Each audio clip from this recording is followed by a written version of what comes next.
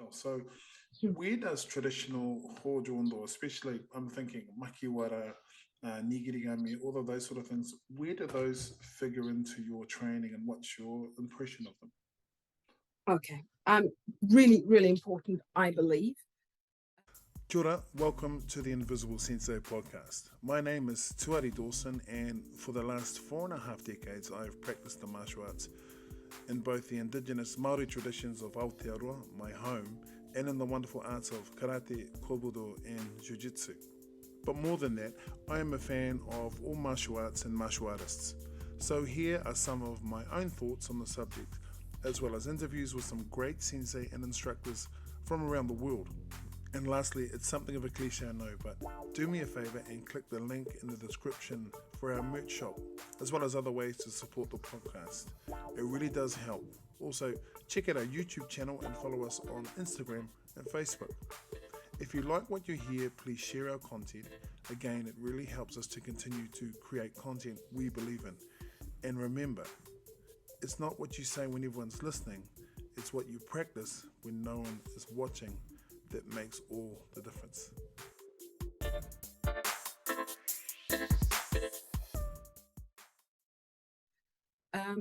And very much linked to the modern day weights. You know, you've got your chishi, and then you've got your kettlebells. Not quite the same, but a lot of similarities. I do again believe that we need to have some understanding around the mechanisms of the body, because if we bring that into our dojo with little to no knowledge, and I have to admit, way back then, that was me, little to no knowledge. Here we go, let's train. I sincerely hope that my teaching did not create problems in later life for the students that I taught back then. But since then, I have tried to educate myself better, to better understand what the body does and what muscles we need to engage. And this core engagement is absolutely crucial. And I'm not too sure that people really understand what core engagement means. It's the correct breathing. It's not, because I see a lot of my students, when I try and do the core engagement, is to try and tighten their stomach muscles. They just collapse in, and I explain to them, well, no, you've just collapsed your muscles. There's no tension through that. Sanshin kata is invaluable. If we really go back to studying how it was originally designed and what I believe it was designed and the purpose of it, that incredible engagement, I think, is what you need before you do any Hojo Undo. Because if you jump into the Hojo Undo and you've got this arched back and you don't have any engagement through your lats and everything, and now you start going, something is going to go wrong. And maybe not necessarily there and then, but later on in life. So this whole being aware of your body and your muscles and your breathing and your tension and the correct posture with the shoulders down and slightly pulled back, but not hyperextended back, the not locked joints, all that sort of thing, the correct neck posture, just everything is so important. So I believe you need to train that first. Now, I do not bring in Hojo Undo into my dojo until much later on. We start with karate, the basic punches, engaging, breathing. Eventually, we move that into Sanshin kata, and I teach Sanshin kata from little ones and sort of from the beginning, really. They haven't been doing it very long, and I introduce it. Obviously, they're not going to be able to understand that at all. But if you just think of the benefits of the breathing, so just the basic movement and the breathing that goes with that, that in itself, they can start to develop. Then they can start to develop the correct time to tense their muscles. And I then discuss the anatomy, and I get students up and they're used to me and they will laugh at me and everything. And I turn them around and we talk about the muscles in their body. And prod and poke them as I'm doing this. And of course, little kids think it's hysterically funny, but they're learning at the same time. And then we start to become more and more aware of what our body can do and what we need to do to maximize our body so that we can look after it and of course have the strength that we're trying to achieve. Yeah. I was listening to a podcast this morning and they were talking about the difference between these two gentlemen who were very, very successful tournament practitioners in kata and kumite, and they're talking about old man's karate. And they kind of gave this analogy, well, not analogy, they kind of gave a description of old man's karate, and I'm going, wow, they've just described my karate to a T.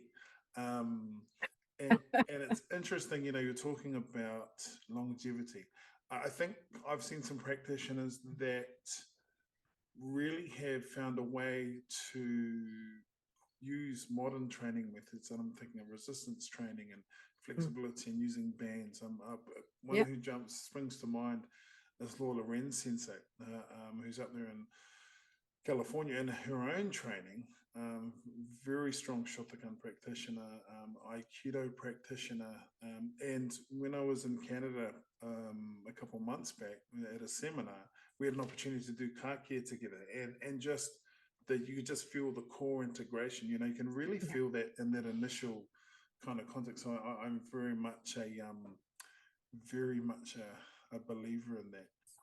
If you could rewind and you could go and speak to that, let's say Cheketrei Shihan, and just then Penny, a year into her training,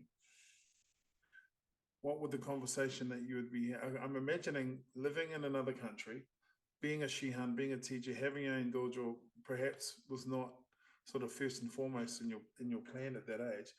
What sort of conversation would you have with the 15-year-old year into the dojo, Penny Cheketrei?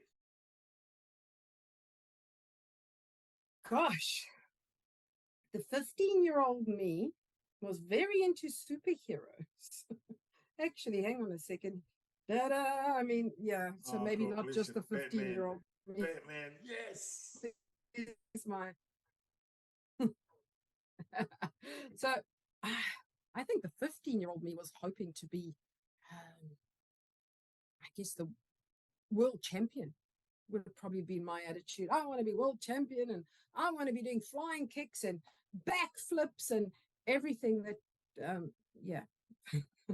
it's not really the realistic part of me. The 15-year-old me, I don't think it even realized that I was going to be a school teacher one day. So I think the 15-year-old me would be looking at the me now going, what, really? Seriously? Is that where I ended up? However, I love where I've ended up. So for me, you know, I've been a very, very fortunate person in that I managed to choose a career path and a passion. I'm not going to say sport because karate is so much more than that, as we know. So a career path and a passion that I absolutely love. I love being a school teacher, and I live and breathe martial arts. I'm one of those people who wake up every morning and don't think, oh, another day of work. Sometimes I do wake up and think, oh, does it have to start this early? But I'm one of those very, very fortunate people that have absolutely loved what I've been doing the majority of my life. So kind of conversely, the other side of that question is now where you are in terms of your training as you know, some would describe you as a senior instructor with many decades under your belt. When you look at karate, irrespective of style, what is it that you're looking for? What is it that kind of goes, that's good karate now? If you're watching someone say do kata, what are the things that you look at and go, that's good karate, or that's someone's trained that person really well? Yeah. It is the understanding of the technique which you can see in the kata. There are some people who will perform kata and it's like, wow, that is just beautiful. It's crisp, it's sharp, it's athletic, it's low stances, it's fast, but there's no depth. There's, well, hard to say no depth. There's not much depth. There's not much understanding. You can see by the engagement of the entire body, the understanding of the movements, by the sheer spirit and the look on their face when they're performing that kata, the understanding of the timing, the positioning of the body. There's just so much, and it's got nothing to do with a very low stance. Sure, we do need a good solid base, absolutely. But you know, as you get older, your stances cannot get down there, and it doesn't make sense for them to be that. Yeah, hello. Doesn't make sense for them to be that low, because when you want to now transition to the next part of the kata, if you're that low, transition is not going to be great. Your balance is going to be out. You're not going to be engaging your hip for that extra power. It's also looking at the person and realizing that they understand themselves. When they're performing the kata, we've all got our strengths and weaknesses, and we need to adapt what we're doing to maximize what we have and what we can do. So sometimes a person's foot might be in a position that is not the way it should be. But now, hang on, it should be for them, because they've got a knee problem, got one leg shorter than the other, they've got a hip problem, or they've just got very stiff hips, and that's what they were born with, and they cannot do.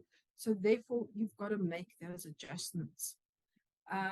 So yes, if I'm looking at a person who does martial arts and watching them perform kata, that would be my take. And just something else that I find really important. I've had students who parents have moved, and they can no longer get to my dojo, and they're saying to me, oh, who can you recommend? Now, there is absolutely no way I know every single martial arts instructor in New Zealand. It's just not possible. My recommendation is go and watch the class. Watch how the sensei talks to the students. Watch how the student talks to the sensei. Watch the enjoyment on the children's faces and see how much they love being there and the relationship they have with their sensei. And the same thing with the older students and the adults. What is important is how they are spoken to, how they are taught, and how the student reacts to them. To me, that makes a really good dojo, a good place to be, a safe place to be, and very likely you will learn a quality martial arts. And then, yes, sure, go and have a look and see who they affiliated to, who graded them, etc., etc. But for me, first and foremost, just watch your class, see the interaction. Don't just watch the class, watch their interaction. Watch how they treat each other. Watch the interaction between the seniors and the juniors, whether they're junior in age or junior in belt levels.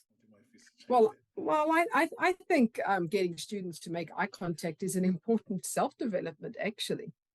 You know, you get the student who arrives in your dojo with no confidence. That takes a lot of work, and that's something that I try and specialize in, even in my classroom as a classroom teacher. The child who doesn't want to get up there and talk to the class, the child who doesn't look you in the eye, the child who tries to disappear into the background. I've also learned over the years, don't make them come forward, not in the beginning. If you go grab them and say, come now, it's not going to work. It's a long journey and a long process to develop that child or that adult, to be honest. You're a triple threat in that regard. You're a triple threat in that regard, because, I mean, you're a trained school teacher. You've had to learn something which is quite intricate and deceivingly intricate in terms of the martial arts. So let me ask you a question. I've got some other subjects I wouldn't mind hitting, but I guess Yeah. whilst we're talking about education and children and the focus of karate, um, Mm, let's say you have a student who comes to you for a year. They are coming, perhaps there's a level of a social anxiety. They're very shy. They're very shy children, or child rather, mm, and perhaps not great at socializing with other kids. Has some issues in terms of not being able to make the eye contact that I was joking about. Um, mm, mm. so you have them for a year. What would be the focus for you as a sensei and for your, I guess, you other instructors? What would be the focus for that child, knowing you only have them for a year? What would be the benchmarks of a year not wasted? Okay, so it's quite a difficult one because you first of all got to get the trust. So you've got to build a relationship with that child. So what I first of all do is find something I can connect with. And sometimes I have to pretend that I'm interested in stuff I haven't a clue about. It often ends up being cars.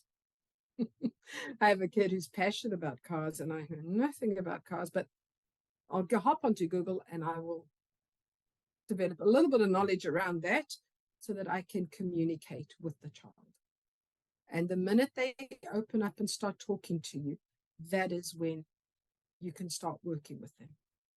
So I found that you've got very little to no hope of making a breakthrough until you've got that connection. And I do that with the senseis and senpais in my dojo as well. The good old senpai kohai relationship. That is such an important, special connection. And when I see it developing, I will go to that senpai or that sensei and I will chat to them and help them grow that relationship because they could possibly have an incredible breakthrough with that person. So that's the first thing, is to build the trust. Then the second thing is you can play games, eye contact games. Just look at me, look surprised, look at me, look cross, look at so just looking games. That works wonderfully. Then you play games where you're in a group, and you've got to remember the number of each person, and then you say, one in the center, look at number 3, and they've got a dart, stare at number 3, glare at number 3, make number 3 laugh. That sort of thing. Now do it to number 2. That sort of thing. So it's forcing the eye contact.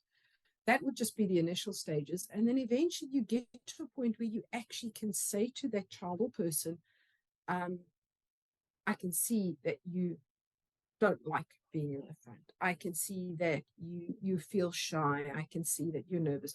You acknowledge it because you've built that relationship and they trust you. And then I would say to them, I'd like to help you overcome that. And I even say to them, you probably don't want to. You're probably looking at me going, no, just leave me alone. And I say to them, that's okay. That's okay. I'm going to do my best not to put you in a situation that you don't want to be in. But the first thing I'm going to ask you to do is to stand next to me when I see a good technique, and ask you to stand next to me. And while the dojo is doing it, you're going to do it as well. And I will then single them, they did great maigiris. So-and-so's done great maigiris. Come stand next to me. Let's do maigiris again, watching whomever. And so eventually, and then it leads to counting in the dojo.